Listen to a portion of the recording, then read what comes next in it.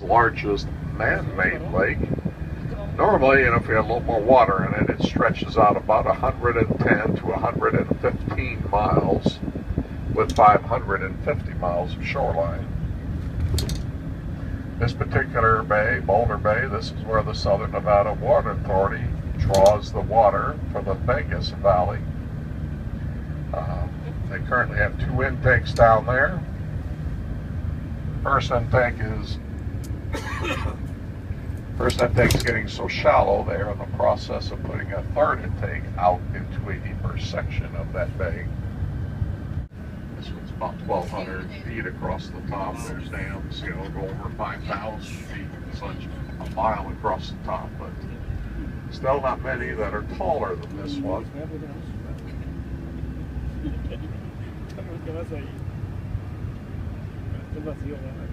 The generation of electricity and such that they sell from there paid for the dam many, many years ago, I think back in the 80s. So it's paid itself off. That road going down to the right, down the hillside there, they do rafting and kayaking. They launch off from there in the front of the Hoover Dam. They pick them up about 10, 12 miles down on the Arizona side. It's a pretty mild little ride down, just kind of from a float to I would say for the most part it's a float. There's a few pedestrian walkway on the north side of it. Its bridge is almost 900 feet in the air above the canyon, so it makes for quite a view. So people can park there, hike up that hillside, walk out on the bridge. Almost as thick as it is tall. And as we come around, you're going to see a bronze building down there. Bronze building with a green pointy roof. That's the visitor center. That's where you're going to take your tour. This cableway system, it is still functional. We'll see it in operation every once in a while.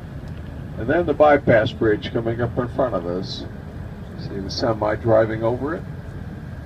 This is the largest bridge of its kind in the Western Hemisphere. It is supported by those 2 big arches. Each arch is 1,060 feet long. It's steel and concrete, so it blends in with the dam. Excuse me. If you watch off to the right, you'll see the flow. That's the Colorado. That's what they're currently releasing through the dam. Always less in the cooler time, not as much used for agriculture and such. So again, dam sits between the 2 states. So we're sitting in Nevada, and right to your right, you're seeing Arizona. Straight ahead of us, the big flagpole, right at the bottom of the flagpole are the 2 statues we were talking about earlier. Off to the left, where those palm trees are, that's the walkway you're going to go down. You're going to walk down that once they get your tickets. There's an escalator there that's going to take you directly underneath this road and into the visitor center where you can start your tour.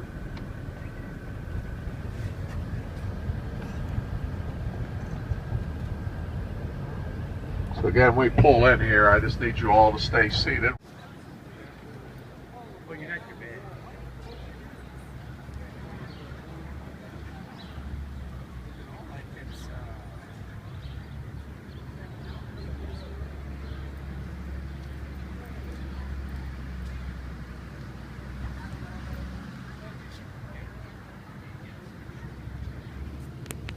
And the spillways are back here. Only when the water is high.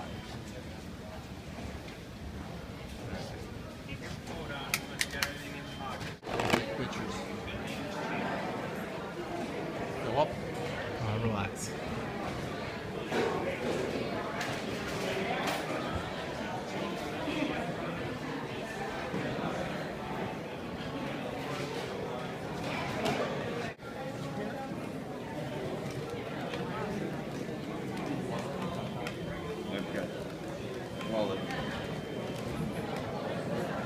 I recommended yesterday.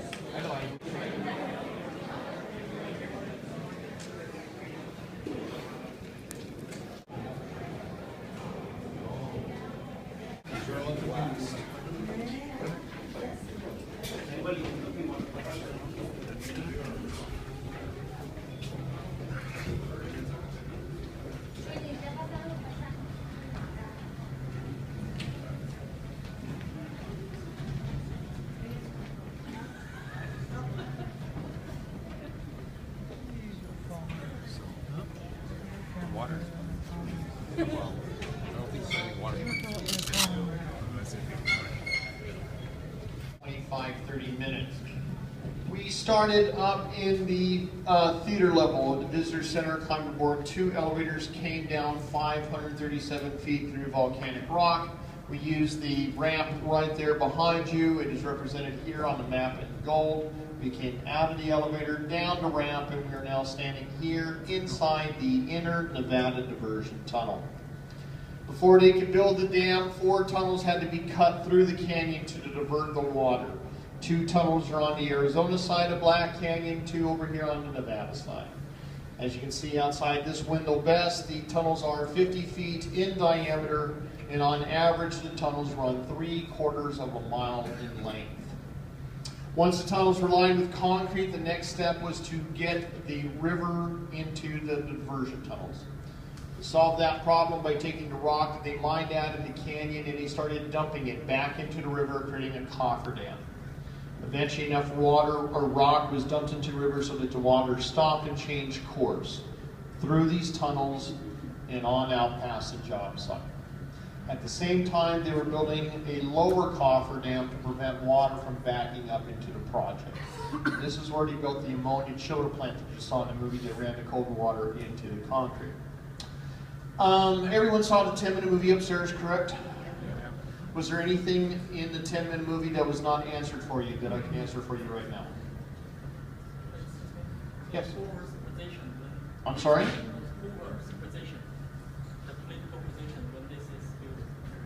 He was president. Yes. But later is the Roosevelt. Yeah. Roosevelt. Roosevelt was later, yeah, right. And when the dam was being funded, it was during Coolidge administration, so. Any other questions? You're kidding, right? Oh, yeah, sir. Okay, so the water is still being used in these tunnels? No, otherwise we'd be rushing all the way down towards Mexico right now. Once the dam was completed, they shut the openings of the diversion tunnels so that they could create the lake. Okay? So one at a time, they had bulkhead doors that slammed shut, stopping the flow of water through here. And that allowed the river to rise up, overtaking the temporary coffer dam and start pulling up behind Hoover Dam. So it'll take 6.5 years for the lake to actually fill. After the tunnels were dried, they started bringing in this large pipe that we're standing on. And the purpose of this penstock that we're standing on is to take water from the lake and direct it down to the turbines underneath the generator. So that's what the diversion tunnels are now being used for. So the vibration we feel right now is water going through the pipe? Yes. And it's not an earthquake. Yeah. Okay. Yes. Hold on just there. Is Lake Mead lower than it normally is? Define normal. I guess from averages, is it? It is lower than average. Yes, we're about 60 feet below average. And what's the depth generally? There is no general of the depth. The maximum depth of Lake Mead is 589 feet, but the lake is cyclical. It's not seasonal. So it could be as low as like 400 feet deep all the way up to 589 feet. In fact, in 1983, did you see that there's a big white ring around the calcium line? Okay. The calcium carbonate line on the top of it shows you where the capacity of Lake Mead was. First time that appeared was in 41. Last time was in 1999. 1983, the lake actually exceeded that white line and went over the spillways behind the dam. The lake exceeded the white line and came within 7 feet of going over the top of the dam. Okay, so the water is going over the Nevada and Arizona spillways. It's going into a large concrete trough. It's large enough you can fit a World War II sized battleship in each one of them. It goes down a drain that was cut through the canyon. It's the same diameter as this, 50 feet in diameter. It goes down at a 45-degree angle. And it comes out just downriver these tunnel plugs. They plugged up the old diversion tunnels, and they now, so they bypass it. And then that way the water can safely expel well beyond the dam. So from July 5th to September 4th of 1983, there was water going over these spillways. Okay? And the amount of water going over the spillways was equal to the same amount of water flowing over Niagara Falls. What all excessive water? Why? Inefficient use of water management, which is why we have new water laws instilled.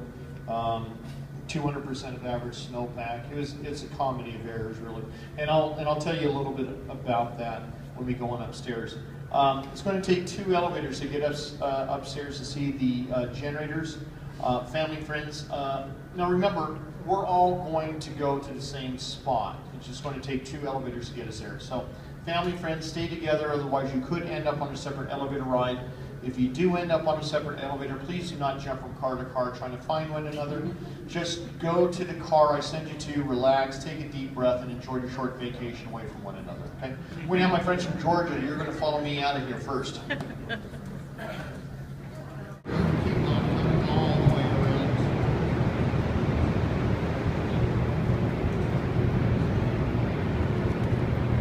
Keep on coming, my friends from Georgia. You can stop anywhere you want to in order to see the generators. Everyone else, don't stop in the doorway, just come on around. Plenty of room.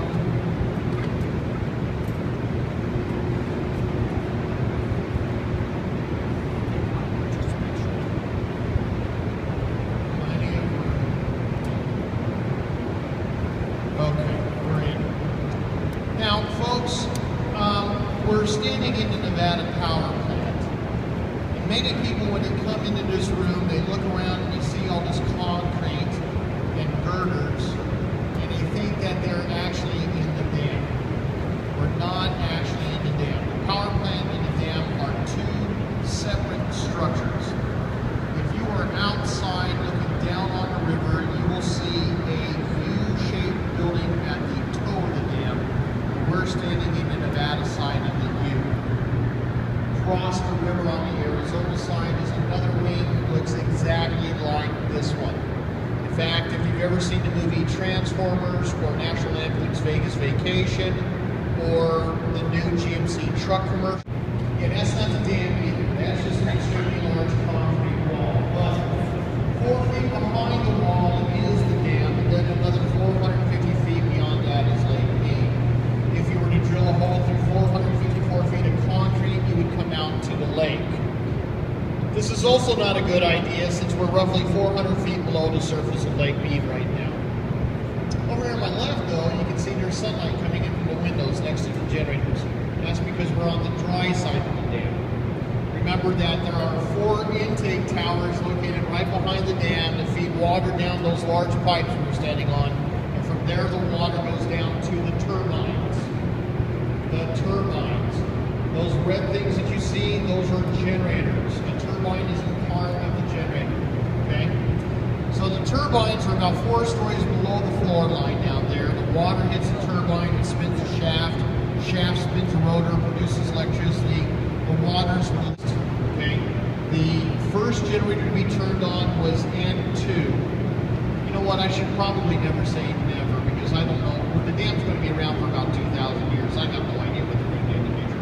But they are the original ones, and there is no plans for them to replace it, okay?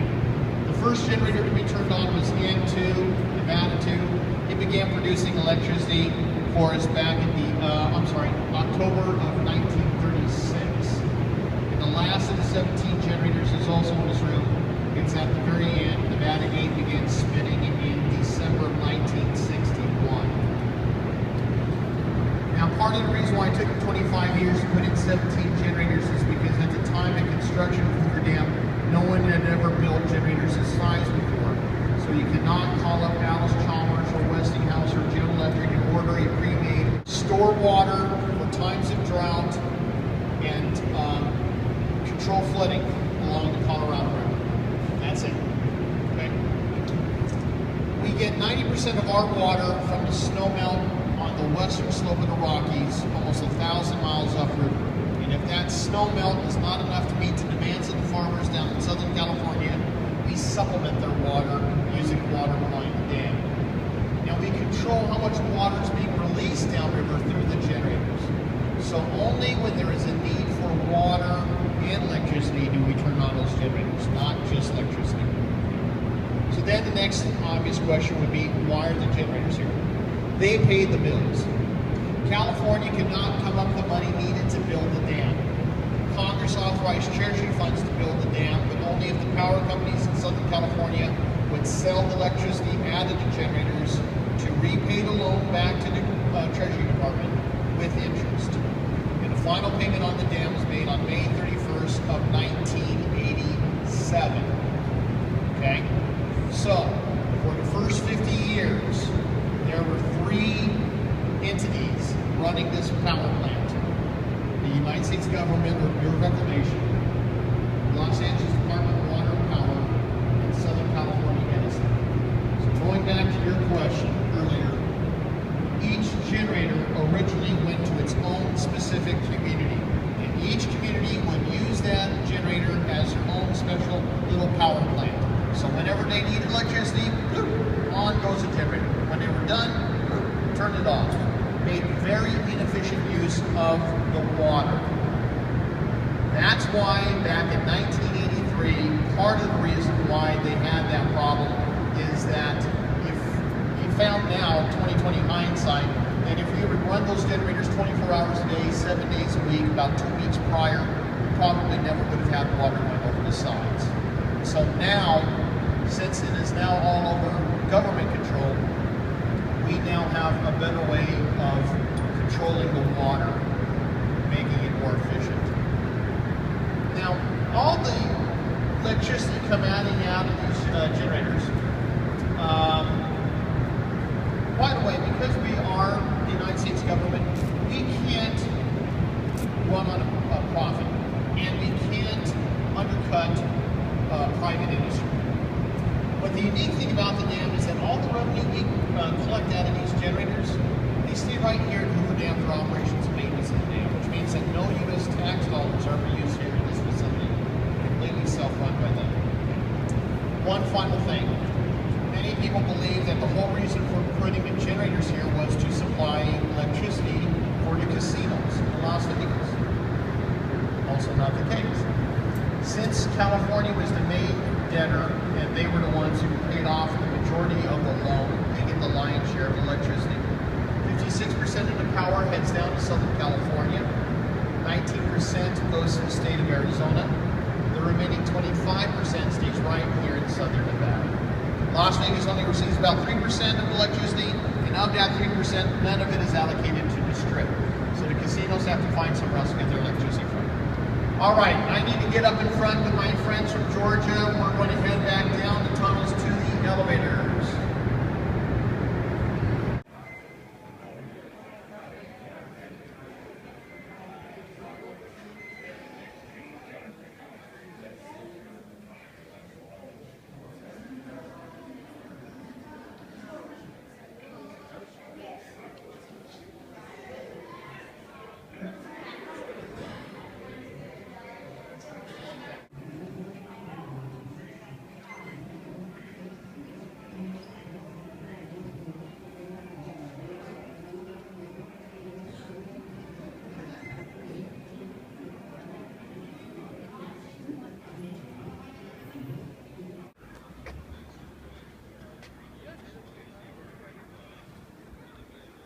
So you can actually